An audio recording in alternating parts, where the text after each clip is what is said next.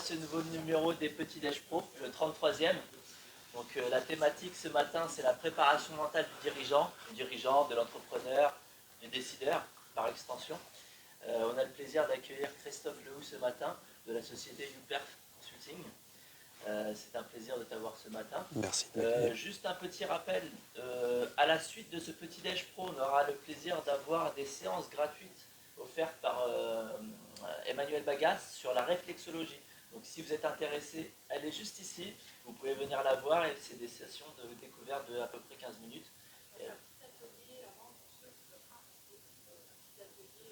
Voilà, un petit atelier de groupe sur les concepts de la réflexologie, palmaire, voilà, et par la suite des séances individuelles. Je donne la parole à Maxime, et non pas Christophe. Ils ont le même nom de famille, mais pas le même prénom. Voilà. Exactement. Merci Soufiane. Bonjour à toutes et à tous, bienvenue. Donc en effet, on se retrouve ce matin au Petit Déj Pro, le 33e. Moi, je suis Maxime Lehoux, dirigeant de la société ITP Emploi et Recrutement, basée à Montlouis-sur-Loire, et président de l'association ERET, Entreprendre et réussir dans l'Est Touraine, groupement d'associations sur Touraine-Est-Vallée. L'association est composée de 75 entreprises du territoire. L'objectif est de créer du lien, créer un réseau d'entraide, agir avec nos dirigeants pour mettre en place des actions de développement de nos zones d'activité et de nos entreprises. Et en effet, on se réunit tous les premiers vendredis du mois en partenariat avec le Rubixco pour vous proposer les Petits Déj Pro. Donc les Petits Déj Pro, c'est quoi? C'est une thématique de gestion d'entreprise où on vous fait intervenir un expert ou une experte du sujet. Donc sujet de gestion d'entreprise, tous les sujets y passent, les ressources humaines, le développement commercial, la stratégie, des petits déj pro vraiment basés sur le dirigeant. On a souhaité sur le petit déj pro de juin faire une thématique en lien avec le sport. À l'ERET, en juin, on a vraiment un fil rouge, un fil conducteur sur le sport. On propose à nos adhérents le 16 juin un challenge sportif inter-entreprise au château de la Bourdaissière où les adhérents auront la possibilité d'inscrire une équipe et fédérer leurs collaborateurs sur 3 épreuves, course à pied, VTT et tir à l'arc. Voilà, donc en effet c'est un vrai plaisir de t'accueillir Christophe. Donc on partage le même nom de famille. Mais c'est une découverte finalement, on se découvre aujourd'hui. Donc on va rentrer tout de suite dans le vif du sujet. Finalement le lien avec le sport, il y a des similitudes dans le monde de l'entreprise. On peut parler en effet de la préparation mentale, mais au plus large, la confiance en soi, la motivation, la gestion du stress. Donc l'idée ça va être de vous parler de ces sujets-là et de vous donner quelques clés pour vous préparer mentalement. J'en ai terminé. Si on peut peut-être parler du cadre, on démarre donc à 9 h en présentiel au Rubixco et également en Facebook Live. Donc la session est filmée, ce qui permet aussi de travailler l'image et de proposer un replay sur la chaîne YouTube du Rubixco. Et la session se termine à 10 h. La possibilité d'interagir avec Christophe au fur et à mesure. Avec grand plaisir. Super. Merci Christophe. Merci en tous les cas. La parole est à toi. De l'accueil. Merci. Bien, eh bien, écoutez, merci de m'accueillir pour cette thématique qui s'intitule donc préparation mentale, en effet. Et je vais donc me présenter avant toute chose, simplement pour vous expliquer cette notion et cette thématique qui est à l'ordre du jour aujourd'hui. Je passe à peu près 30% de mon temps en entreprise à tenter tant bien que mal d'insuffler de l'énergie dans la santé mentale des dirigeants, et plus particulièrement des patrons, des patronnes, des collaborateurs, des managers, etc. Et le but, comme je le dis, c'est qu'aujourd'hui, le monde change, ça va de plus en plus vite, je vais vous en parler.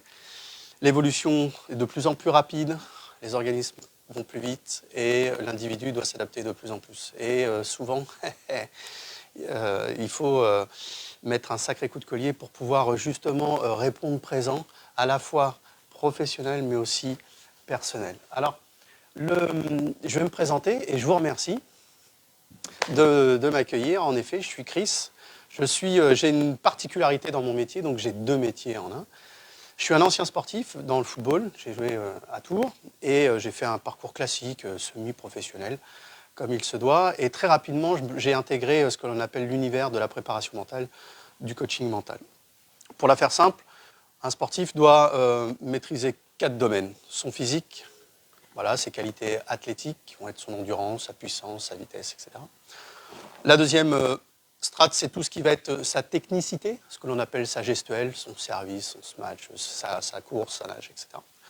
La troisième chose, c'est tout ce qui va être l'aspect stratégique. Bah ouais, parce que pour gagner, il faut un petit peu de stratégie.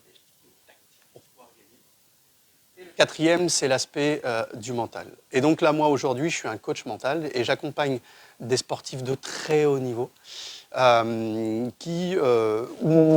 ma particularité, c'est de leur offrir tous les bienfaits de ce que l'on appelle de la préparation mentale et je vais vous en parler aujourd'hui.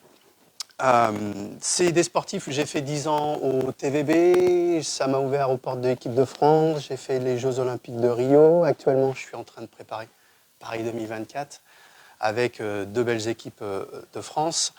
Et donc, en effet, moi, mon but, c'est de promouvoir la préparation mentale qui a pour but d'optimiser les habiletés mentales. Je vais vous en parler. En effet, on dit souvent que la performance sportive se joue essentiellement dans la tête. Et c'est pas faux. Et c'est pas faux. Et vous allez voir, c'est que toute performance sportive, entrepreneuriale ou quoi que ce soit, elle est en partie aussi dans votre mindset. Et donc, 40% de mon temps, donc c'est avec des sportifs de tout horizon, rugby, golf, navigateur, hockeyeur, ça va être footballeur, à la fois individuel et aussi collectif. Il faut voir que la préparation mentale, elle se fait parfois individuellement, sur un sport individuel, mais aussi collectivement sur tout un groupe. D'accord ? Même si le sport reste individuel, un sportif individuel, comme par exemple l'épongiste, il y a quand même un ensemble de personnes qui gravitent autour, justement pour faire en sorte que le sportif soit le plus performant possible. Et donc la préparation mentale, entre guillemets, elle vient créer du lien avec l'ensemble de ces personnes. Podologue, réflexo, kiné, médecin, enfin, vous allez voir toutes ces choses-là. Et puis je suis là devant vous aussi parce que 50% de mon temps, je vais en entreprise. Où là, en entreprise, là, ça y est.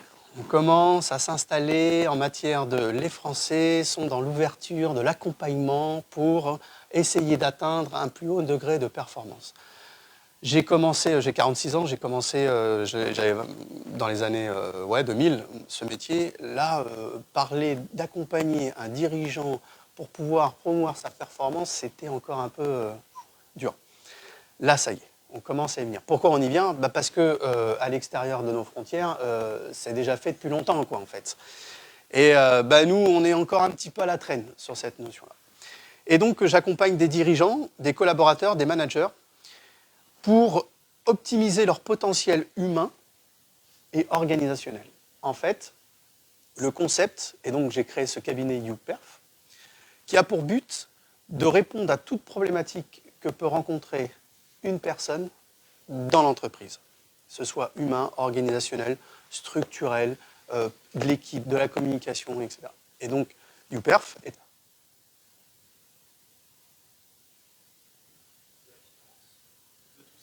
juridique, stratégie, etc.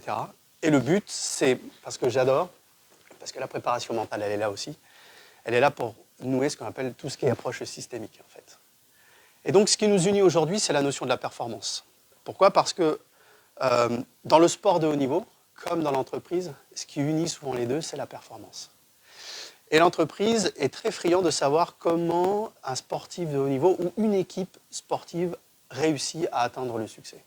Alors, il y a des similitudes que l'on peut rencontrer, bien sûr. Il y a plein de choses que l'on peut mettre en place, dont ce que je vais vous expliquer. Et puis d'autres, bien entendu, quand j'interviens auprès de commerciaux, ce n'est pas une équipe de rugby. Donc, il faut faire aussi la part des choses. Mais il y a une vraie similitude entre l'entreprise et le sport, qui est cette notion de performance. Et donc là, aujourd'hui, ce qui fait et ce qui unit tout ça, c'est des hommes, des femmes et des hommes qui composent les entreprises et qui ont pour but, ensemble, parce qu'un individu ne peut pas réussir forcément seul, ça va s'entourer de personnes compétentes, s'unir pour faire en sorte que ce qu'ils veulent produire atteigne le succès et donc une forme de performance. Aller vers un même objectif. Exactement, exactement. Et là, on va voir la notion que tous ces gens-là, ce qui fait leur force vraiment, c'est la vision. Ils ont un cap. Ils savent où ils veulent aller. D'accord. Alors, vous êtes dirigeant, c'est dur. C'est pas évident aujourd'hui d'être dirigeant. Pourquoi ? Parce que il y a eu cette phase du Covid qui a réagencé l'organisation, la manière de travailler. Deuxième chose, on parle de ce que l'on appelle ce choc de culture générationnelle qui arrive. Aujourd'hui, un dirigeant actuel ne peut plus diriger de la même manière qu'il y a 20 ou 30 ans. C'est terminé, ça. Enfin, ça risque d'être un petit peu plus compliqué. D'accord ? Donc, Surtout s'il a des salariés et que les générations qu'on a. exactement. Et c'est là où c'est extrêmement important quand j'interviens dans une entreprise, c'est que le changement, il part d'en haut. Et pas forcément que d'en bas, en fait. Et donc, la prise de conscience qu'il faut changer, qu'il faut se réadapter. On va parler peut-être aussi de leadership, qui est une notion importante pour un dirigeant, où il faut la réadapter pour faire en sorte qu'on soit en adaptation complète avec l'ensemble de toutes les équipes, et comme tu me le dis, sur les différentes générations. Parce que dans une entreprise aujourd'hui, il y a plusieurs générations. Il y a celle qui va partir à la retraite, il y a la génération X, Y, Z, peu importe. Il faut façonner tout ça. Et ça, c'est pas évident en fait. C'est pas évident. On dit de plus en plus vite. Et j'ai remis 4 notions importantes que l'entreprise souhaite quand on est en notion de performance. Le rendement, de la réactivité, se surpasser du résultat. On est souvent là-dessus. Et en fait, on parle de culte de performance. Je veux nuancer la notion de la performance. La performance, en fait, ça voulait dire parfaire, bien faire. Sauf qu'au fur et à mesure, la performance, elle a évolué avec ces 4 domaines-là. Sauf que derrière, il fallait que les hommes et les femmes puissent grandement ces notions-là. Et là, c'était très compliqué. Aujourd'hui, je rencontre en entreprise des dirigeants qui, premier constat, se posent extrêmement des questions, se posent tout un tas de questions sur, l'organisation de leur entreprise. Comment réorganiser correctement l'entreprise avec cette nouvelle génération qui arrive. Pourquoi ? Parce qu'on a des entreprises que l'on appelle distribuées. Vous l'avez dit, du télétravail. On était d'abord dans un management un petit peu plus de contrôle, où maintenant on va être dans un management avec beaucoup plus de liberté. Là, ce n'est pas évident. Et ça, on nous l'a imposé. C'est-à-dire, le Covid nous a fait faire que, bing. Alors, on est extrêmement doué en France, parce qu'on a une capacité de s'adapter très forte, mais ça demande du temps. Forcément, les managers qui contrôlaient pratiquement tout, maintenant, libres aux collaborateurs de faire en sorte. Ce n'est pas évident. Organisation. Deuxième chose, je vous l'ai expliqué, c'est qu'il doit revoir sa posture de leader. Le leadership n'est plus le même. C'est le petit tips, c'est maintenant, il faut être au plus proche des équipes, à l'écoute, la bienveillance. Il faut comprendre le salarié, etc. Ce dit en passant, moi je pars du principe que ça a toujours existé. Un bon patron, dans l'ancien temps, il était à l'écoute de ses collaborateurs. Et après, c'est cette notion de performance. Pourquoi ? Parce que la concurrence est de plus en plus dure, le marché est de plus en plus rude, et il faut réussir à se sortir de tout ce marché pour, je ne dis pas être pratiquement au top, mais rester au top. Être au top, tout le monde est capable de le faire, mais c'est surtout d'y rester. Et c'est là que ça devient très, très, très, très, très compliqué, surtout en entreprise. Donc, et puis cet axe-là, il est vital. De toute façon, une entreprise se doit d'être performante, se doit d'être rentable pour pouvoir continuer son développement. Pour pouvoir perdurer. Oui, exactement. Alors, petite différence quand même. Je mets les pieds dans le plat. Le sport, l'entreprise. J'oscille entre ces deux grands domaines-là. Il y a quand même une différence. Dans le sport, on va passer 80% de notre temps à s'entraîner. On s'entraîne pour essayer d'atteindre un haut degré de performance. J'ai dit 20% en compétition, peu importe. Ça dépend des disciplines. Mais j'ai voulu faire ce petit schéma pour que vous puissiez comprendre. D'accord. Sport, 80% de notre temps, on s'entraîne, 20%, on essaye de répéter la performance. D'accord. La grande différence, c'est qu'en entreprise, c'est pas pareil. Et j'ai été très gentil sur la notion de 20% de training. Je dirais même 5%. En entreprise, on est toujours en compétition et très peu à l'entraînement. Là, c'est une première différence. L'entraînement, ça peut se converser par la formation. Voilà, la formation continue, etc. La présence au petit-déj pro. Exactement. Exactement, ouais. C'est ce que j'appelle ces petits moments, ces petites capsules de savoir qui nous permet d'engranger de la connaissance. Formation continue, en fait. Et je trouve que en France, ça s'est beaucoup perdu parce que la notion de la formation n'est pas très bien perçue. On va en règle générale en formation parce qu'on n'a pas les compétences. Donc vas-y pour attraper un certain nombre de choses, ce qui est extrêmement dommage. C'est super dommage. La deuxième chose, c'est qu'on n'a pas le temps en crise de faire un atelier de co-développement. Pourquoi? Parce que derrière, on est toujours omnibulé par la performance, par la productivité. Or que le fait de réfléchir, de se poser avec son équipe et de trouver, pourquoi pas, des leviers qui nous permettent... Vous voyez, donc il y a une grande différence par rapport à ça. Quoi qu'il en soit, j'ai la chance de travailler partout en Europe, d'accord? Très peu en France, beaucoup en Europe. Et je rencontre des belles sociétés, des belles entreprises, des belles petites PME, des belles entreprises dans le bâtiment à l'étranger, etc. Et des fois, je suis étonné. Pourquoi? Parce qu'ils sont parfois au-delà de 20 à 30% en matière... Ouais. Pourquoi? C'est très simple. C'est qu'un chef d'entreprise qui a, par exemple, la culture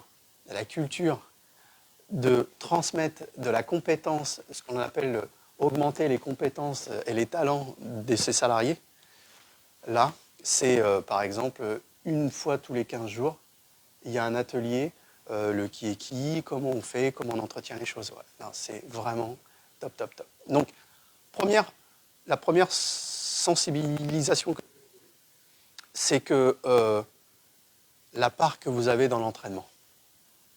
Et puis là, on va y rentrer. En France, on peut avoir des travers avec les réunions, parce que les réunions peuvent rentrer dans l'entraînement.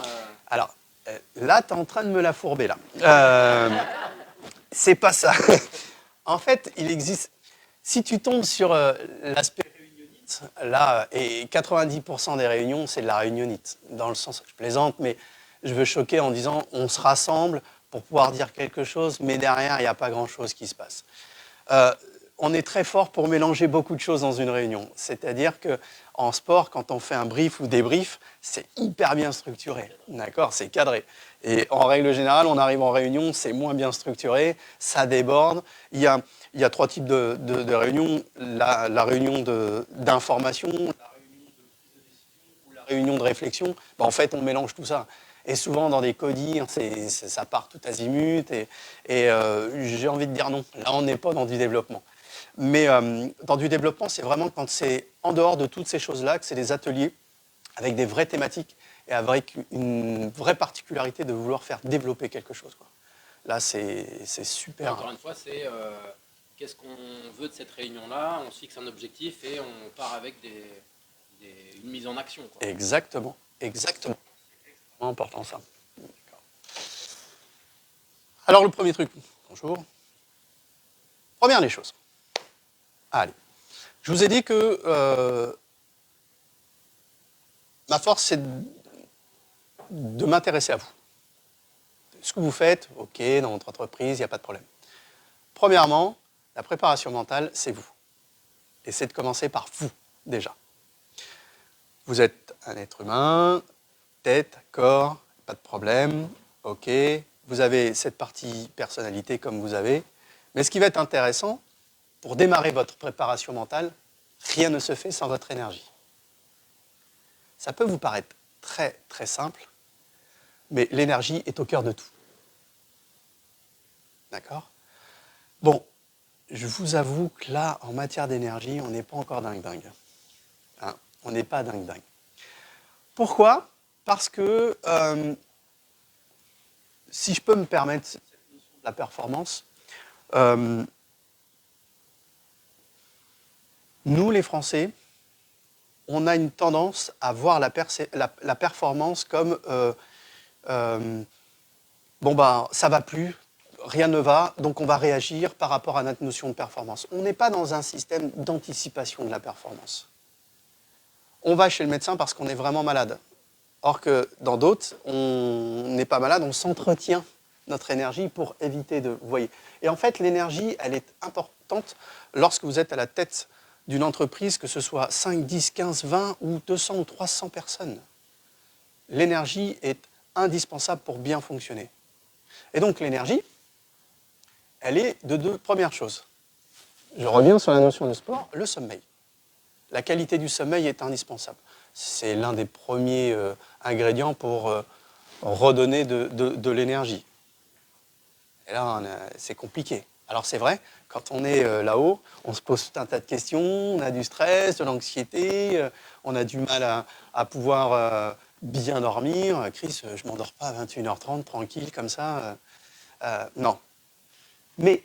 Puis là, on n'est pas tous égaux. Il faut se connaître et puis connaître quelle est son... On n'est pas tous égaux. Voilà, c'est ça. On n'est pas tous égaux par rapport à la qualité du sommeil. Par contre, on est tous égaux à éteindre notre téléphone à un certain temps ou ne pas envoyer des mails parce qu'on est tellement excité quand on va se coucher, quoi. Et souvent, ce que l'on néglige, c'est la phase d'endormissement, en fait. Alors, on dort parce qu'on est complètement claqué et c'est pas dingue. Alors que là, je peux vous en parler, la phase pour pouvoir aller se coucher, c'est ce qui est la plus importante, en fait. Sauf que là, aujourd'hui, on reste excité avec nos écrans, nos mails, etc. Donc, la première des choses en préparation mentale, un sportif qui ne dort pas, je peux vous assurer que là, ça ne va pas bien loin. C'est la même chose qu'avec un entrepreneur. Oui, mais dans une société plutôt on-off, quoi. Exactement. Et là, quand je travaille avec mes sportifs, c'est redonner le contrôle à ces qualités de sommeil. Voilà. Alors encore plus quand je suis avec un navigateur, par exemple, là, une obligation. Mais là, toute la notion qui est en rapport avec votre sommeil, souvent on se dit, ne vous inquiétez pas, on va le récupérer. On parle de dette de sommeil. On parle de dette de sommeil. Ça veut dire qu'on est il nous manque du sommeil. Les études ont démontré, si on est à moins de 6 heures, alors on a le même quota, mais moins de 6 heures, en fait, on commence à...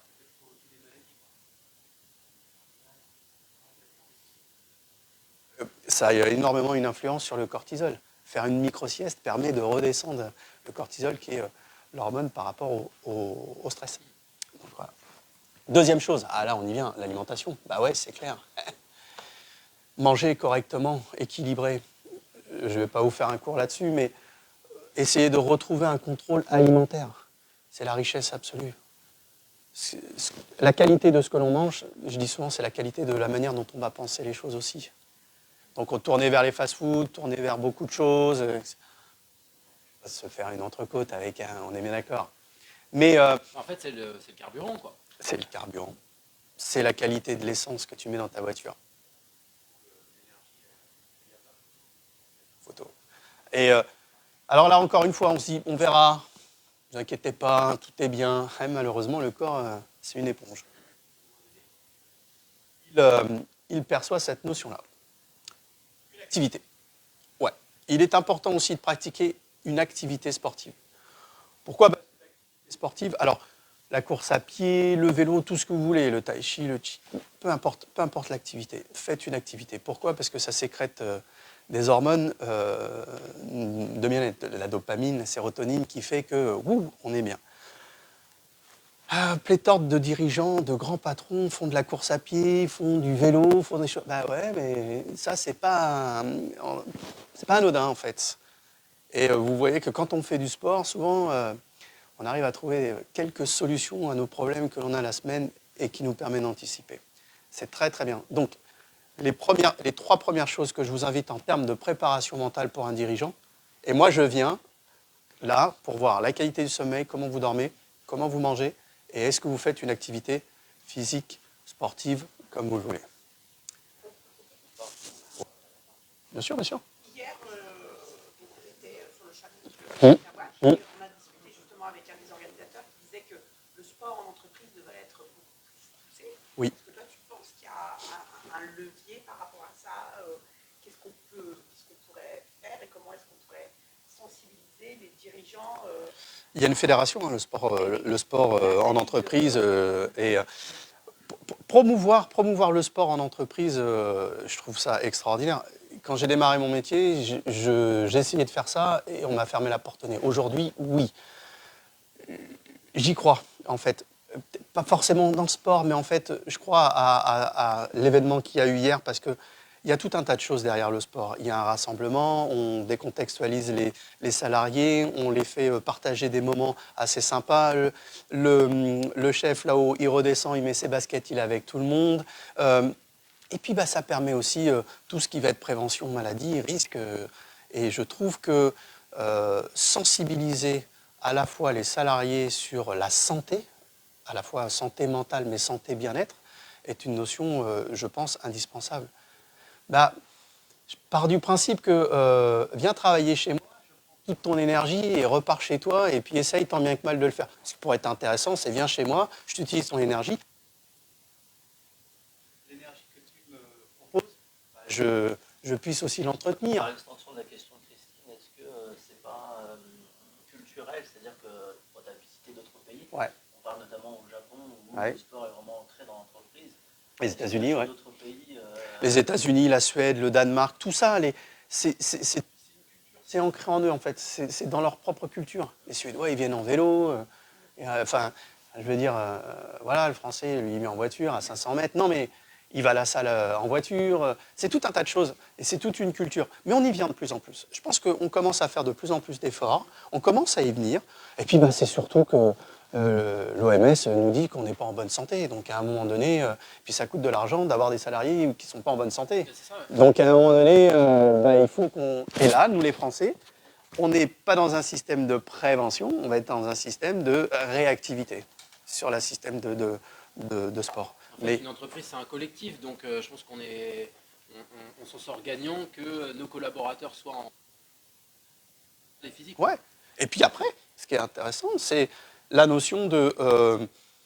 beaucoup d'entreprises sont très friands je vais parler de recruter d'anciens sportifs au sein de leur service. Pourquoi? Parce qu'a émané dans le sport tout un tas de qualités, à la fois mentales, de management, de connaissance de soi. Et je trouve que la promotion du sport en entreprise est indispensable, mais il faudrait repartir de la base, hein, comme on dit par rapport à ça.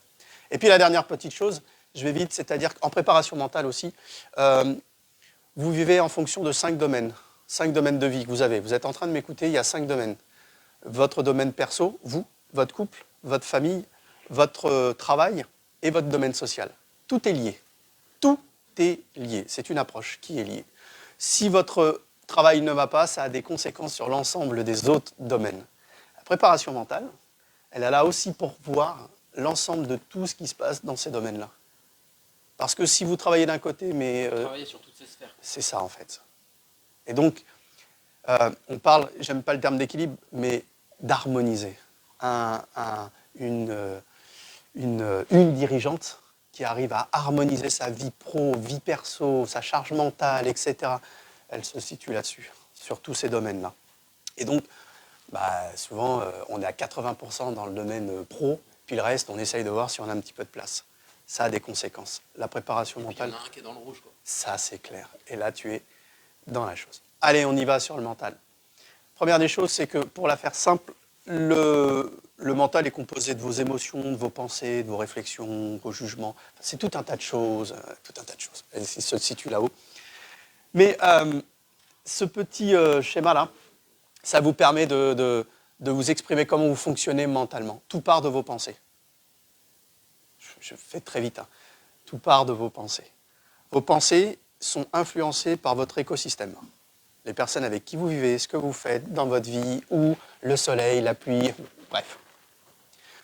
Tout ça, tout ce qui est extérieur, a peut-être une influence sur vos pensées. Vos pensées vont faire émerger des émotions. Une émotion, elle n'est pas là par hasard. Une émotion, elle est là pour servir de warm-up, entre guillemets, à l'action. D'accord ? Toute action nécessite et a un résultat. D'accord ? Bien. Le travail, en matière de préparation mentale, d'accord, c'est de pouvoir optimiser cette chose-là. Ce qui se passe, c'est que les gens pensent, ont des émotions, agissent et ont du résultat. Mais comme les résultats ne sont pas bons, ils se sont dit certainement, c'est parce que, en fait, j'ai pas bien agi. Donc je reviens ici et je repars. D'accord ? Je suis en haut. La préparation mentale consiste à redescendre pour refaçonner, réfléchir à nos pensées, revoir la perception que l'on a des choses, pour faire en sorte que, si ça repart correctement ici, il y a peut-être de fortes chances d'atteindre le bon résultat. C'est un tennisman, balle de match, ok, s'il a des pensées négatives, je peux vous assurer que là, ça risque éventuellement d'avoir des conséquences négatives sur le résultat. Parce qu'on a tous des idées reçues, mais on a fait un petit déj pro sur cette thématique-là, sur les croyances en entreprise. Regarde, tu vois, ton disciple était super comme un exemple. Il est essentiel de très bien se connaître, très très bien se connaître. Pourquoi ? Parce que les aspects de se comprendre ses forces, ses faiblesses, c'est ce qui va permettre d'être essentiel et efficace dans son management. Et donc, voici un exemple que l'on fait en termes de coaching sur la compréhension de nos croyances. Croyances limitantes, dynamisantes. Celles qui nous inhibent. J'y arrive pas, je suis nul, je vais avoir du mal à m'en sortir, je suis pas sûr de meilleur que moi. C'est impossible. Ouais, c'est impossible. Impossible. Ben ouais, on ne peut pas le faire. Ça, voilà. Eh bien, ça, c'est un axe de travail en préparation mentale chez les sportifs, mais également en entreprise. En entreprise. Bon, déjà, un sportif de très haut niveau, il essaye de s'entraîner pour atteindre la médaille. Si déjà il pense qu'il ne va pas l'atteindre, il y a vraiment... En matière de travailler la motivation chez un sportif de très haut niveau, c'est très rare. C'est très rare, ils l'ont. Ils ont quand même cette capacité-là. Mais ils ont des croyances limitantes parfois. Ces croyances limitantes peuvent intervenir sur une compétition où ils ne sont pas bien, ils ne se sentent pas bien, où ils ont des... Eh bien, c'est de travailler à la fois à ce que les croyances limitantes ne viennent pas freiner cette course à la performance et au succès. Et donc, on parle de croyances dynamisantes. Et pour revenir aux sportifs, on le voit dans les tops mondiaux sports d'un même... on parle d'ego, finalement, en fait, ils sont obligés d'avoir ce mindset-là pour réussir. Oui. La grosse actualité, ça reste Roland Garros avec les tennisman français qui sont très décriés par rapport à la préparation mentale et leur faculté à performer au titre. Ouais. Mais après ça, c'est... Non, mais oui. Non, mais après, je trouve ça... moi qui suis un peu de l'intérieur quand même, je trouve ça un petit peu... c'est dommageable parce qu'on se dit, bah voilà, on part du constat, on en a 20 qui démarrent, on n'en a plus que 2 au bout de 2 jours, donc Roland Garros, la quinzaine, ça dure que 3 jours pour les Français. C'est difficile en fait. Je pense qu'il faut... Ils partent en plus avec un objectif qui n'est pas de, qui est de faire gagner, un classement et pas forcément bon, alors, de passer quelques tours, quoi. Ça, je peux vous donner cette expérience-là, c'est-à-dire que vous avez les Français, on va tenter d'essayer de viser le podium, et puis bah, vous en avez d'autres qui tentent la première place. Et la préparation n'est pas du tout la même. Pas du tout la même. Quand on a une préparation, on dit on va essayer de voir ce qu'on peut faire, et puis une préparation mentale, enfin une préparation où on dit là, moi je veux gagner, il y a des différences importantes par rapport à ça. On n'y met pas la même énergie. Exact. Je démarre sur la tout est une question de perception. Bon, la petite affiche, vous la connaissez, cette expression-là. Mais c'est pour vous dire, c'est que je veux vous titiller, quand on est dirigeant, il y a 2 manières de voir les choses. Soit on voit tous les problèmes, ou soit on voit les opportunités. Mais ça fait une grande différence. Une très grande différence. À la fois sur la qualité du dirigeant, mais également sur l'ambiance de l'entreprise. Et ça, c'est un énorme travail. Il faut que tu te mettes... et tu vois ce qui est à voir, mais tu pourras t'entraîner, je te donnerai Je te donnerai ça. Ouais, Moi, j'ai une question. dis-moi. On est d'accord, dans un cycle de vie, tu ne peux pas toujours être dans la performance. Non, non, On est non. d'accord, Ouais. les bas font partie du... Le sportif, il a besoin de se reposer, il a besoin de se ressourcer, il a besoin de mettre les crampons au vestiaire. On passe sur des périodes quand on fait une Olympiade. L'Olympique, on va être au top, mais quand on termine des Olympiades, des fois, on a besoin ouais, c'est des cycles en fait. La performance, et c'est là la grande problématique, c'est que rester au top, comme Nadal, c'est exceptionnel. Mais on a besoin d'avoir des cycles où on redescend. Ouais, mais le problème, c'est qu'en entreprise, ça, non, on n'a pas le droit de redescendre. Il faut toujours rester là-haut, toujours rester en productivité, toujours rester au top. Et c'est là que ça commence à devenir délicat. Ouais. C'est pour ça que ces cycles sont importants. On part sur la gestion de... Donc, première chose, je vous ai parlé, la première box, c'est les énergies. Sans énergie, vous pouvez aller nulle part. Deuxième chose, sur la préparation mentale, c'est la gestion de vos émotions. Alors là, on commence à venir découvrir l'intelligence émotionnelle, etc. Bon, je vous le dis direct. Si vous êtes dirigeant, misez sur des formations qui s'intitulent « Comment comprendre ses émotions et les émotions des autres pour faire en sorte que tout matche parfaitement ». Je vous le dis. Alors là, on me regarde comme ça, on me dit « Ah ouais, les émotions, on n'est pas à l'aise avec nos émotions. Hein. » Je vous le dis, les gars. Nous, en France, parler d'émotions, ouais, laisse tomber, on va laisser ça de côté. Et encore pire dans le secteur professionnel. Mais grave, pas d'émotion dans l'entreprise, bien au contraire. Alors le problème, c'est que l'émotion est au cœur de tout. On passe notre vie à gérer nos émotions, sauf qu'on n'a jamais appris à gérer nos émotions. Et en plus d'une chose, c'est souvent ce qui fait la diff, la gestion de l'émotion. Après, ça évolue. Je pense que la génération de mes parents, on était plutôt dans une génération t'as pas mal, Ouais. pas, garde pour toi. Exactement. Aujourd'hui, on travaille plus sur l'expression et Oui. comment on la gère, cette émotion-là. Exactement. Et là, se faire accompagner. Alors, gérer sa propre émotion, c'est encore une fois, ça c'est le premier truc. C'est surtout gérer l'émotion. C'est là que ça devient dur. Et comprendre comment on gère ses émotions en préparation mentale, c'est indispensable. Donc prenez le temps de voir, bon, vous passez votre vie à gérer des émotions qui sont négatives, parce qu'il y en a 5 négatives, puis une seule qui est pratiquement positive. Je plaisante en matière d'émotions primaires. Mais le reste, c'est pas évident. Prendre sur soi, le dirigeant, il est seul. Il se pose des questions. À qui je dois en parler? Est-ce que je peux parler de mes émotions à mon collaborateur? Ah non, pas du tout, parce qu'il faut que... À ma RH. Je viens de voir parce que je ne vais pas bien. Bon, voilà, qu'est-ce qui se passe? Non, mais vous voyez le délire. C'est extrêmement complexe. Mais encore une fois, gestion d'émotion est essentielle. Dans l'émotion, il y a le stress. Un sportif de haut niveau, il a du stress. Je peux vous le dire. Il est stressé. Et même des superstars qui font des concerts. Ah non, mais... Oh, il était en stress. Il y a du stress. Le stress, vous avez 2 types de stress, le bon et le mauvais. D'accord? Bon, le mauvais, c'est celui qui inhibe, qui empêche, qui fait que la balle est au bas du filet, etc.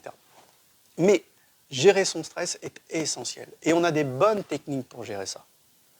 Alors c'est vrai que les produits qu'on vous propose, c'est de la relaxation, de la sophro, etc. Le français, il dit, qu'est-ce qu'il veut que j'aille faire de la relaxation, de la sophro, etc. Quoi. La respiration ventrale, machin. Tu crois que je vais apprendre à respirer? Je sais respirer, il n'y a pas de... Non, justement, en fait, c'est des éléments tellement essentiels. Un skieur qui descend, qui visualise, il est aussi dans sa respiration, dans sa concentration. C'est hyper essentiel, d'accord? Et donc, gérer le stress, je pense que c'est une des 3 clés indispensables à la santé mentale du dirigeant. Burn-out, etc. Enfin bref. Aujourd'hui, il y a pléthore de choses. Il y a la réflexo, il y a la relaxation, il y a le sport, la sophro, et puis il y a aussi surtout, quand il y a quelque chose qui vous stresse, allez combattre le stress, allez combattre l'élément qui vous stresse, plutôt que de le mettre sous le tapis avec une notion de fuite. On est bien d'accord. Il y a aussi cette histoire de ce qu'on appelle de confiance en soi. Donc, regardez bien. énergie, émotion. Je monte d'un cran et je mets la box confiance en soi. Les trois sont liés. Les trois sont liés. Et là, c'est ce que l'on appelle l'hémostat. En préparation mentale avec le sportif ou les sportifs, je regarde déjà ces trois piliers-là. Est-ce qu'il a de l'énergie? Si l'énergie est positive, peut-être que les émotions seront positives et qu'il va renvoyer peut-être une bonne confiance en soi. Par contre, je le sais, les énergies sont négatives, les émotions, ça ne va pas être bien. La confiance, elle va être positive. Donc, c'est trois choses essentielles en préparation mentale. Confiance en soi, encore une fois, on n'est pas à l'aise avec ça. Ah, t'as pas confiance. Normalement, on est là-haut, ils doivent avoir confiance. L'être humain, il se pose des questions, et la confiance est composée de trois choses, je vais la faire simple, estime, amour de soi et valorisation de soi. Et puis tout ça, ça bouge. Eh bien grave. Parce que la confiance en soi, vous vous réveillez le matin plein badin, et puis le soir, poup. Et puis inversement. On n'aime pas que ça soit... On veut toujours en avoir 100%. Mais 100%, on vient l'exploiter quelque part. Et après, on est vraiment des feignants. Pourquoi?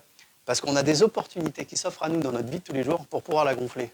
Sauf qu'on se dit, bon, on verra ça plus tard. Sauf qu'un ça plie. Donc l'histoire de la confiance est vraiment indispensable. C'est pas une tare de l'entretenir en fait. C'est une habileté mentale qui s'entretient la confiance. Régulièrement. Régulièrement. Et donc là, tu peux donner des idées, Alors, la visualisation. il y a déjà la première chose, c'est La performance, la victoire, visualiser. visualiser nos succès déjà, Ouais, dans c'est un ça. premier temps. On a tendance à La diminuer gratification. diminuer ce que l'on a bien fait en fait. Alors qu'on a fait, on regarde toujours ce que l'on fait mal. On regarde toujours ce que l'on n'a pas. Or, on fait beaucoup de choses de bien. Et ça, c'est le socle. Et souvent, on sous-estime ça. Ça, c'est un bon socle qui va renvoyer un petit peu d'amour de soi. De se dire, ah, mais je suis capable quand même de faire des bonnes choses, etc. Moi, il m'est arrivé l'exercice qui consiste, je prends le dirigeant, je le sors de l'entreprise physiquement, je le mets sur le parking et je lui dis, regarde ce que tu vois. Alors au départ, il me dit, là, je vois que des ennuis.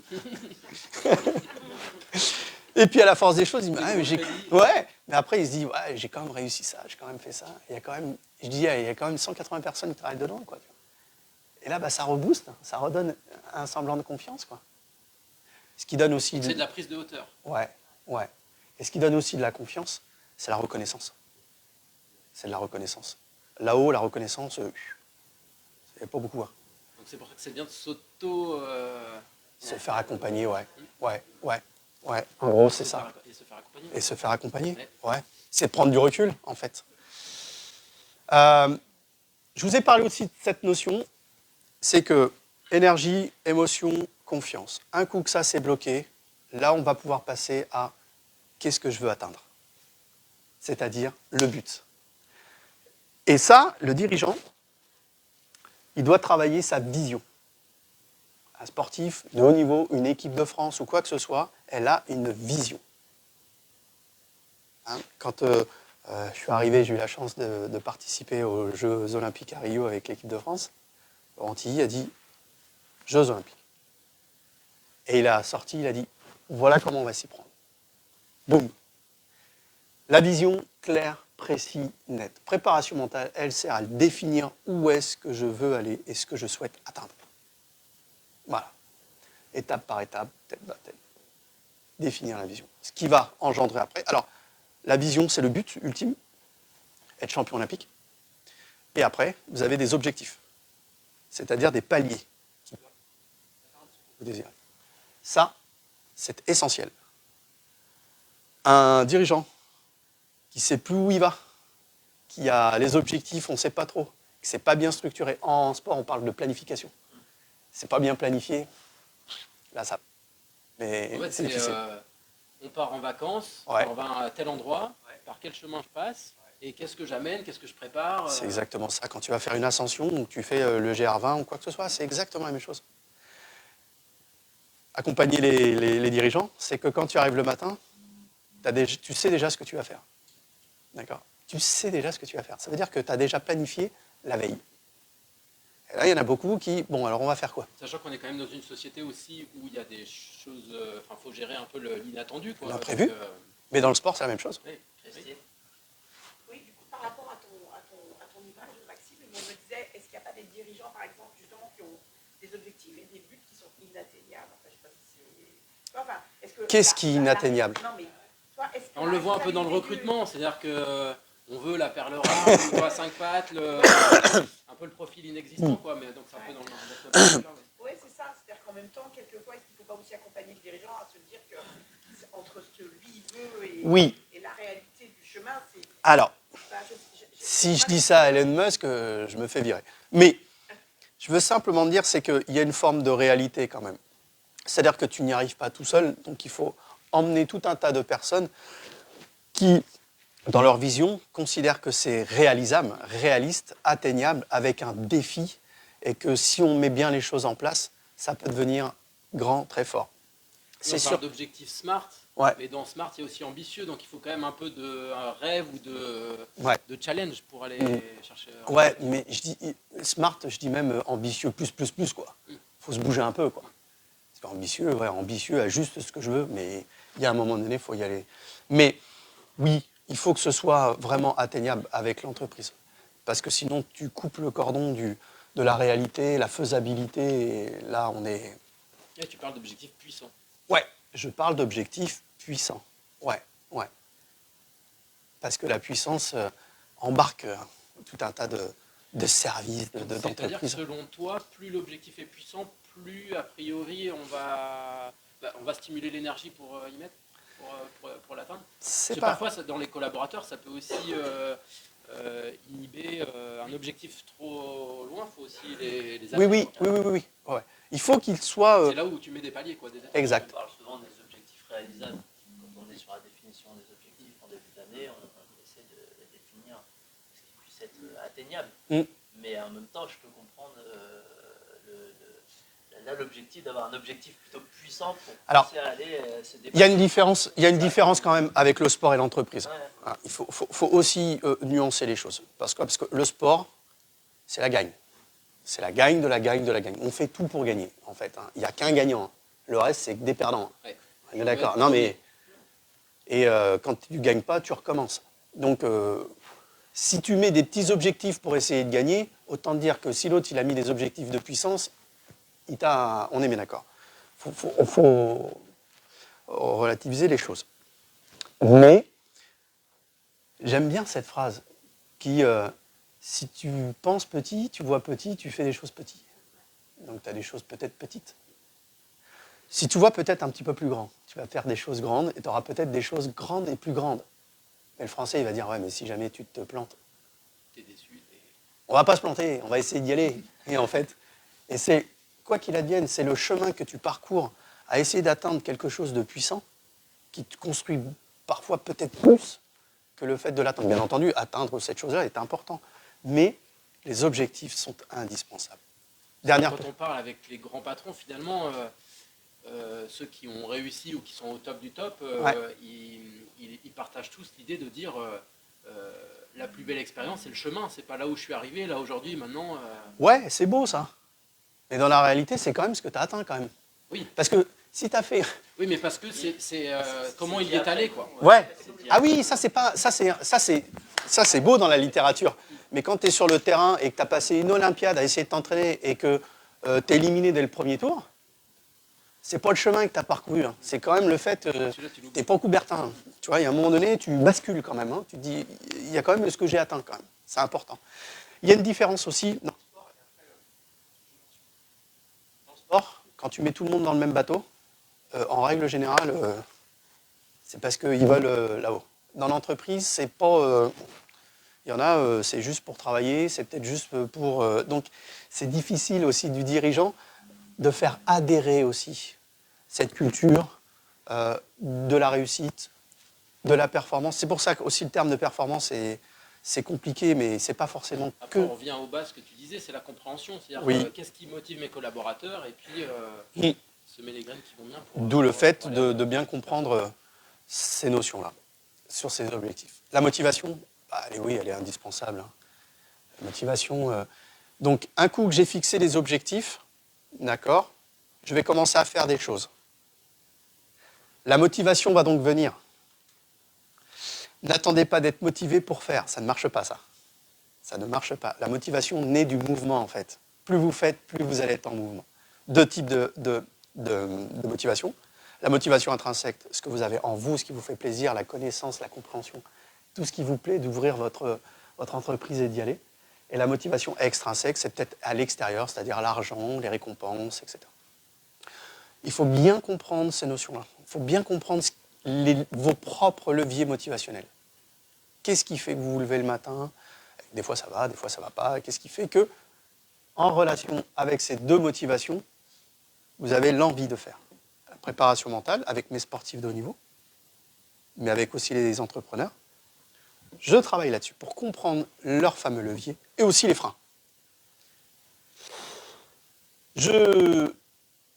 On peut ne pas parler de dirigeant s'il y a derrière une notion d'entreprise et donc d'équipe.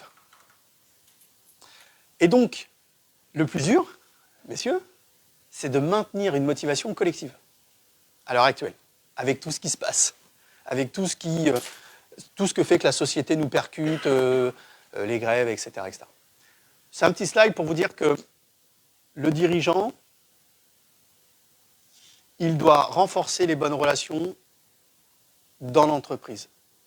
La préparation mentale, donc l'outil, c'est comprendre sa posture et comprendre comment il communique. Quelle est sa qualité de sa communication. Communication sur soi, mais la communication aussi autrui. Coopération, entraide, solidarité. La notion d'équité. Je vous ai parlé de reconnaissance. Est essentielle. C'est très dur dans le sport, la reconnaissance. Il y en a qui ne jouent pas, il y en a qui jouent. Il y en a qui sont titulaires, il y en a qui ne sont pas. Il y en a qui veulent devenir calife à la place du calife. Et il y a des gens qui vous disent « Non, je t'ai recruté pour être remplaçant, pas titulaire. » Mince. Donc il y a un statut. Et oui, et il faut le comprendre, ces notions. Et l'accomplissement. Relever des défis, des projets stimulants. Hier, vous avez fait un petit projet qui était stimulant pour une équipe, ce qui était en dehors de l'entreprise. Ça crée une émulsion à travers le sport. Et je pense que les gens qui ont passé une très belle journée, quand ils reviennent le lendemain en entreprise, bah, ils sont contents. Voilà. Ils ont partagé des choses ensemble. Exactement. Briefer, débriefer, et puis le petit-déj et fait qu'un dirigeant doit aussi, à travers ce slide, oui, certes, penser à lui, il pense aussi aux autres, il pense surtout à la production, à l'entreprise, mais j'aime bien aussi le ramener à penser aux autres, à l'humain en tant que tel et à la qualité que peuvent avoir la relation humaine dans son entreprise. Exact. Moi, le préparateur mental, il est là pour créer le lien dans le staff, dans les équipes, pour faire que tout se passe bien. Ce petit point timing, 9h53. Ouais. Il ne me reste plus qu'une et on est bien. Voilà. La concentration, qui est la dernière chose, c'est-à-dire énergie, émotion, confiance en soi. Un coup que ça c'est prêt, je vais pouvoir me fixer des objectifs. Un coup que mes objectifs sont clairs, ça va me mettre de la motivation. Mais rien ne se fait si vous restez concentré. Focus. Balle de match, si je ne suis pas concentré, bam, elle fait baduf ou elle est dans le truc. La concentration, pour moi, c'est le centre de la cible en matière de préparation mentale. Vous voyez la cible? Ça, c'est la concentration. Et pour pouvoir être là, il faut que je maîtrise tous ces domaines-là. L'énergie, l'émotion, la confiance. Et dès l'instant que, par exemple, j'en ai une qui vacille, je sais que derrière, en matière de concentration, ça ne va pas le faire. Je ne peux pas être concentré si je suis fatigué. La concentration aujourd'hui, elle est quand même compliquée avec toute la sursollicitation, Alors, les 1 milliard de mails, les notifications partout, c'est clair. La pression médiatique. Et là, moi, j'aime utiliser cet exemple. Ouais. Je ne sais pas s'il y a des stats, mais on est concentré combien de temps dans une journée? Alors, écoute, je peux peut-être te dire des téléphone, chiffres. Tu es concentré que 7 minutes sur une heure et tu mets 21 minutes pour te reconcentrer. Tu passes ta journée à te reconcentrer. D'accord. Et j'aime bien employer le terme, est-ce que tu as déjà vu Federer jouer avec son téléphone et répondre à son Snapchat quand il est en train de jouer? Ça te fait rire? Ouais, Moi aussi. Mais je me dis, bah non, en fait, il joue, quoi. ils bossent, quoi. Et regardez toute la déperdition que l'on a à côté. Tout. Véritable problème Ouais. aujourd'hui, D'où le fait de ramener, moi j'aime bien ramener sur une culture en entreprise du fameux, excusez-moi le terme anglo, deep work, travail profond. C'est-à-dire, je me recentre à travailler pendant 1 heure et demie sur quelque chose où j'ai créé des box dans les entreprises où on n'a pas le droit de déranger. On est en mode avion. Ah ouais, ça c'est top. Bah, prochaine réunion, j'ai des dirigeants, prochaine réunion, il n'y a pas un téléphone, pas un ordinateur. Ouais, non, mais faites-le, vous allez voir. C'est quelque chose qui est essentiel dans la préparation mentale. Et puis après, la dernière, c'est votre leadership. Travaillez votre leadership, c'est-à-dire votre capacité à influencer et à fédérer tout un groupe. C'est là que la préparation mentale, après, vient mettre la petite touche sur cette notion-là. Oui, bien sûr. ça veut dire que ça, c'est quelque chose qu'on peut acquérir ou c'est naturel? Euh, J'ai pas compris ça. Du coup. En fait, c'est une compétence, le leadership, qui s'acquiert. Ouais. On ne naît pas, on le devient, mais il y en a qui en ont déjà, tu vois, en matière d'éducation. Mais c'est quelque chose surtout qui se développe et qui s'entretient, le leadership. D'accord? Et prise de conscience sur toutes ces notions-là, et donc je le résume par les compétences. En préparation mentale, on va travailler donc sur la communication, on va travailler aussi sur tout ce qui va être votre vision, tout ce qui va être la résolution de problèmes, la capacité à aimer et à résoudre les problèmes. Et c'est jamais comme ça. Hein. C'est toujours difficile, la life. Et le sportif, j'aime beaucoup les sportifs parce que une équipe qui est très forte, c'est quand elle a un problème, elle s'auto-organise pour régler le problème. Elle ne s'arrête pas, en fait. Ça, c'est top. Ça demande des leaders à l'intérieur, ça demande des capitaines. La création de l'innovation, ça demande aussi de se montrer flexible, honnête, respectueux. Il y a aussi ce qu'on appelle des soft skills à travailler aussi sur cette préparation. Voilà le dernier, et j'ai terminé. C'est pour vous faire la différence entre quelqu'un qui peut-être, je vais être choquant et choquer, quelqu'un qui peut-être a fait de la prépa mentale et pas, passer par, Youper fait pas. Le perdant, il pense toujours au problème, il trouve toujours une excuse. Il y a un problème derrière chaque réponse, c'est souvent impossible. Il lutte contre ses concurrents. Croyance 0, concentration 0 et échec est une vérité. L'autre, celui qui gagne, il pense toujours solution, il y a toujours un plan, il y a toujours moyen de s'en sortir. Il y a une réponse. S'il y a une réponse à chaque problème, s'il n'y a pas de problème, c'est qu'il n'y a pas de solution, on avance. Il lutte contre lui-même et pas forcément une excuse vis-à-vis des autres. Sa concentration est optimale à rester sur le faire et non pas qu'est-ce que je dois penser. Et l'échec est une expérience. Voilà par rapport. Super slide. Hein. Pour preuve, il y en a pas mal qui nous l'ont pris en photo. Bon, je rassure un peu tout le monde, elle sera envoyée normalement. La présentation va être envoyée par la suite. Non, moi, je sais même pas ce que ça veut dire en flash. Tu prends ton téléphone Une flash. et puis tu t'inscris et puis tu reçois le truc. Donc voilà ce que je voulais vous dire par rapport à... Alors c'est vrai, on a 40 minutes, 45 minutes, et on pourrait être là pendant 5 heures, 10 heures à débattre de ces choses-là. Mais c'est pour vous donner... C'est du suivi quotidien, enfin, Ouais. On y travaille tous les jours en fait. Ouais. Donc, on retient la préparation mentale, c'est de développer des habiletés qui sont, votre énergie, votre confiance, vos émotions, la capacité à pouvoir renforcer tout ce qui va être une vraie estime de soi, travailler sur votre vision avec vos objectifs clairs, précis, savoir où est-ce que l'on va, c'est très important. Des fois, on se perd, mais c'est pas grave. On arrive à se remettre sur le droit chemin. Entretenir la motivation. La motivation, elle n'est pas là comme ça s'entretient régulièrement. La pensée positive. Et la visualisation positive avec la notion de la concentration. Voilà ce que je pouvais vous dire par rapport à cette notion de la préparation mentale du On dirigeant. voit, il y a plein d'exemples dans la difficulté, en entretenant tout ce que tu viens de dire. Finalement, on peut trouver même des belles opportunités. Ah, grave. Ah oui, complètement. D'ailleurs, toute opportunité, il y a du succès. À qui veut bien la saisir? Et il y a cette phrase, hein, derrière tout changement, une opportunité, mais ton opportunité, tu l'as saisie, et il y a peut-être moyen de gagner derrière. Alors, tu parlais tout à l'heure d'opportunités dans la journée pour avoir un peu plus de confiance en soi Oui.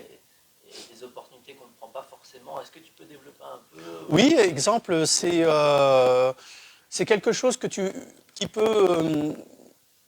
j'aimerais te proposer de travailler sur ce projet, mais je pense que je suis peut-être pas sûr d'être la bonne personne pour pouvoir développer ce projet-là en interne. Donc j'y vais pas en fait. Et puis je me lève ce matin, je me dis ah ouais, je vais y aller, je vais essayer de te voir à 10h et puis j'y vais pas en fait. C'est une opportunité qui s'offre à toi là, de pouvoir saisir l'occasion d'accroître éventuellement une confiance. Rien que dans... Alors peut-être que tu vas me dire bah non, t'es peut-être pas la bonne personne, mais en tous les cas d'avoir osé, d'oser. Et c'est des petits... Se mettre en action à chaque fois. En fait. Voilà. Tu es en train de faire la queue pour un sandwich et puis 3 personnes passent devant toi, tu dis bon, allons. Bah là, l'affirmation de soi, c'est de se dire pardonnez-moi, mais en toute bienveillance, j'étais là avant vous, est-ce que je peux... Hop, petite capsule qui me permet à moi de se donner cette confiance. C'est que des choses comme ça en fait. C'est que des petites micro-capsules de vie qui, ouais, j'y vais pas, j'y vais. Non mais vas-y, dis-le. Tu sors d'une réunion, tu es frustré. Tu vas lui dire ouais, mais non, ça sert à rien. On ne saisit pas cette occasion de pouvoir augmenter cette confiance. Christophe, en tout cas, bravo. Merci. Et 10 heures, tu as tenu un timing parfait. Voilà. Ce que je propose, c'est qu'on puisse, pour ceux qui le souhaitent, continuer un petit peu, échanger avec les personnes présentes. Est-ce que vous voyez des différences entre les hommes et les femmes en général dans le sport et en On va essayer de prendre 3-4 jours pour répondre à cette question. Est-ce que je vois une différence entre les hommes et les femmes? Bien entendu que je vois une différence. Bien entendu que je vois de la différence par rapport aux hommes et aux femmes. Après, je pense que la société, elle y est pour quelque chose aussi. Ben oui, complètement. Complètement. Même quand je coach des femmes sportives et des hommes sportifs, il y a une vraie différence. L'approche n'est déjà pas du tout la même, déjà, d'une part. On parle aussi cette approche de la charge mentale aussi que les femmes ont, qui est complètement différente qu'un homme. On en a aussi, hein, mais différemment. Mais oui, elle va se situer par exemple sur la notion des émotions, des ressentis. Une femme ressent un petit peu plus les choses qu'un homme un petit peu moins, mais il y a des hommes qui ressentent aussi. Hein. Ouais, je ne suis pas en train de stigmatiser les choses, mais d'accord.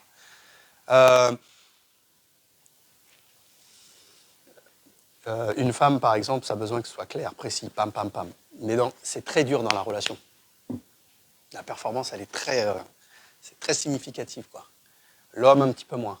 Voilà. Il y a des libertés sur un certain nombre de process. Mais on rencontre beaucoup de différences par rapport à ça. Et le coaching est différent, ouais, du coaching de l'homme et la femme.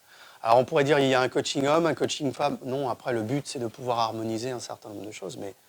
Mais ouais. Et j'aime beaucoup. Je suis très sensible à la notion de la femme dans la société. Et dans l'entreprise encore plus, par rapport à ça. Et puis on voit des dirigeantes qui ont fait des choses exceptionnelles. Mais grave. Et qui devraient être mises en lumière, en avant, 4 fois plus que des hommes qui n'ont pas... Les RET, notamment dans le cadre de territoires d'industrie, la place des femmes dans le secteur industriel. Ouais, mais vous avez casser en fait tous les idées reçues, bien sûr, croyances. c'est clair. Et puis vous avez des belles associations qui sont là pour ça. Et justement. Ouais. D'autres. dommage à ce que vous posez, c'est que ce sont les dirigeants qui auraient besoin de oui, oui, ouais, c'est bien. Tu as répondu à ta question. C'est parfait.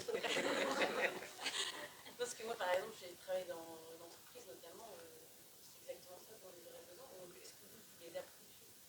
Comment ça fonctionne? Ouais, c'est une excellente question parce que voir, ils ont déjà. Je vais essayer de la faire Ils simple. sont déjà sensibles. Je vais essayer de la faire simple. Ouais.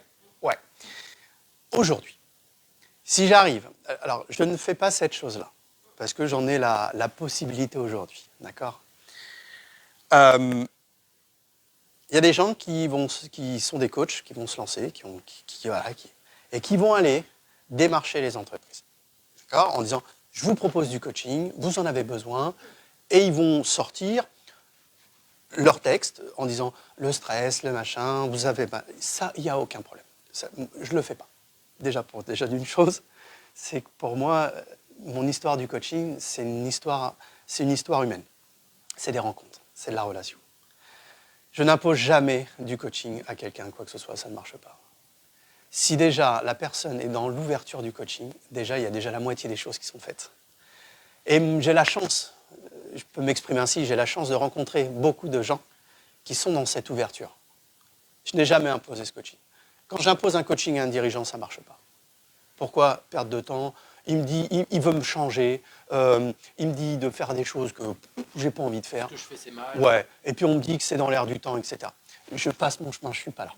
Je ne suis pas dans cette chose-là. Il y en a pléthore. Alors là, le coaching, c'est en foison. Hein. Il y en a autant que des agences immobilières, donc on est bien. Mais pour moi, c'est une histoire de rencontre, une histoire de partage, une histoire de, voilà, d'ouverture, de mise en relation, et c'est comme ça que je le fais. Un coaching qui est imposé, c'est rare. Et là, en France, on impose un coaching. Souvent, on me demande, tu vas faire du coaching au manager parce que dans 6 mois, s'il ne le fait pas, il est viré. C'est souvent comme ça. Hein. Ça représente 60-70% des demandes en coaching. Ça a une bonne intention en même temps. Ah oui, mais moi, Dans la réaction. le pompier, c'est compliqué, quoi. Or que quand c'est un peu plus comme tu l'entends, c'est-à-dire dans l'ouverture, dans le développement personnel. Développement, et j'aime bien le terme développement personnel, mais j'aime aussi employer le développement professionnel personnel. Vous voyez ce que je veux dire? L'être humain qui est dans son environnement professionnel, mais qui a développé sa personnalité dans le monde pro. Ça c'est top. Ouais. Donc, Dans les entreprises, est-ce que le dirigeant est venu chercher des compétences et capacités? Il peut y avoir aussi un coaching de son équipe qui se fait. bien sûr. Et là, comment est l'accueil? Parce que, ok, le dirigeant, il est 100% dans l'idée de Eh bien, positif. C'est quoi l'accueil? eh bien, Et juste aussi pour compléter, tu disais souvent pendant la présentation que le succès est passé par l'homogénéité de l'équipe et comment t'emmènes le collectif. ouais. Eh bien, par expérience, quand j'ai un dirigeant qui est vraiment dans cette ouverture du développement personnel, déjà son équipe le ressent, qu'il est déjà dans l'ouverture personnelle. D'accord? Quand il dit, je me fais accompagner par Chris, parce que je veux développer une forme peu importe, de communication, etc. C'est tellement dans la bienveillance que quand le dirigeant le propose et le dispose à son équipe, souvent, ça marche parfaitement. Parce qu'une équipe, c'est à la fois son chef d'orchestre, mais aussi ses musiciens. Et que quand tout est en harmonie, en règle générale, ça marche hyper bien. Ça marche super bien. Et j'ai même pas besoin... Ah ouais. Mais parce que c'est déjà dans la culture, en fait. Tout simplement. Et alors, ça existe, hein. Mais j'ai la chance maintenant de l'avoir, mais c'est rare, hein. C'est rare. D'autres remarques, interventions? J'ai une question. Vous disiez que la concentration, c'est important. Et en fait, on constate que, par exemple, le travail a une meilleure qualité sur des travaux de concentration. Oui. Les gens sont en télétravail. Oui. Si on met les gens plus en télétravail, est-ce qu'on peut les rendre plus ouverts justement à du changement? Puisqu'ils sont plus concentrés, donc ils sont peut-être plus réceptifs. Ouais. Le télétravail, c'est que la première des choses, c'est qu'on s'offre la possibilité de faire ce que l'on veut faire quelque part. On s'octroie la liberté de co-construire notre organisation et notre gestion de temps. Donc déjà, c'est déjà pas mal. Vous allez me dire, on peut le rencontrer aussi en entreprise, il n'y a pas de souci. Sauf que la présence d'autrui, d'accord, en entreprise, vient perturber des fois cette organisation. Moi, j'aime bien cette idée de bien télétravailler. Faut-il encore être hyper bien planifié, bien structuré, bien organisé? Tout le monde ne peut pas télétravailler chez soi. Il faut un cadre, il faut quelque chose, travailler sur une table de cuisine où il y a tous les... Vous voyez. Oui, et puis Mais- tu parles, donc dans l'entreprise, en effet, tu peux être perturbé par des collaborateurs ou par du passage. Ouais. Télétravailler chez soi, tu peux être perturbé par ton quotidien, les tâches du quotidien. Ouais. Après, il y a aussi le télétravail au Rubik's Cube. Travailler dans un tiers. Non, mais- c'est ça. Je travaille dans un cabinet d'expertise comptable. D'accord? Actuellement, j'accompagne des experts comptables. Le réflexe du télétravail, c'est j'en ai trop, je m'en vais chez moi pour me couper de tout, en fait. C'est, oui, je vais télétravailler. Pourquoi? Ah, non, mais tous les dossiers que tu as, ah oui, mais là, parce que moi, au bureau, je suis complètement... alors, ça a des avantages, le coworking, c'est très bien, comme ça a des inconvénients. Mais l'idée de télétravailler, quand j'accompagne dans les managements dans le télétravail, on travaille énormément sur la planification du temps et la gestion du temps. Et comment on fait pour bien structurer. Et le deep work, j'aime bien le terme time box, c'est-à-dire travailler par dossier. Quand je fais du football pendant une mi-temps, je fais du football pendant une mi-temps, 45 minutes. Je ne suis pas en train de me faire des crêpes aussi. Et donc, c'est d'intégrer aussi cette notion-là. Voilà, avec des pauses. Et il y a cette temporalité qui est bien définie. Très bien définie. Et j'aime bien exprimer, quand tu étais au collège, tu avais ton emploi du temps, c'est ce qui marchait le mieux, quoi. La même chose. Donc, mais c'est très important, la planification. Ouais. Et j'aime encore plus particulièrement quand elle est co-construite avec le manager et le dirigeant. Alors ça, c'est encore mieux. Parce que les visios, les trucs, on impose, ça c'est bien, mais là, il n'y a rien. Vous voyez le truc? J'aime beaucoup. C'est pour ça que c'est complexe, là, aujourd'hui. Tu travailles pour moi, mais tu es chez toi. Je ne comprends plus rien. J'ai investi 4 millions dans les bureaux, il n'y a plus personne. Non mais, c'est dur. Hein. On revient justement à ce qu'il faut de plus en plus co-construire avec les salariés, parce que si on impose quelque chose, que ce soit le télétravail, la manière de travailler, des objectifs, avec les commerciaux, c'est pas des sportifs, mais dans l'idée, c'est un peu ça, d'aller chercher. Si on nous rajoute à chaque fois des trucs inatteignables, c'est clair, c'est clair. Toujours le plus, à un moment donné, ça casse. Ouais, ça casse. C'est bon? Merci beaucoup. Merci. Merci bien.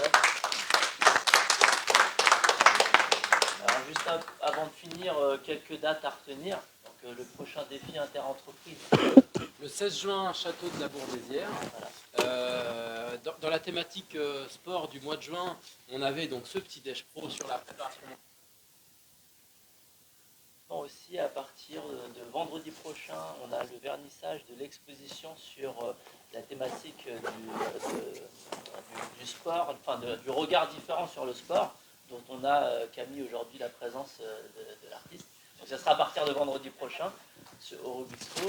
Le samedi 10 juin, l'association RF aussi est partenaire d'un événement solidaire qui s'appelle De l'énergie pour l'Ukraine. On se retrouve sur toute la journée au parc Beauregard à Roche-Corbon et les adhérents directs sont invités sur la pause entre midi et 2 pour partager un moment convivial. Et l'association aura à disposition à partir de 13h30 deux city-stades, deux terrains de foot où on proposera une petite animation foot à 5 en fonction du nombre, un match ou un tournoi. Et on termine le mois de juin avec la compétition Challenge sportif interentreprise au château de la Bourdésière. Et une autre thématique un peu plus environnementale, donc une fresque du climat est organisée aussi le 13 juin.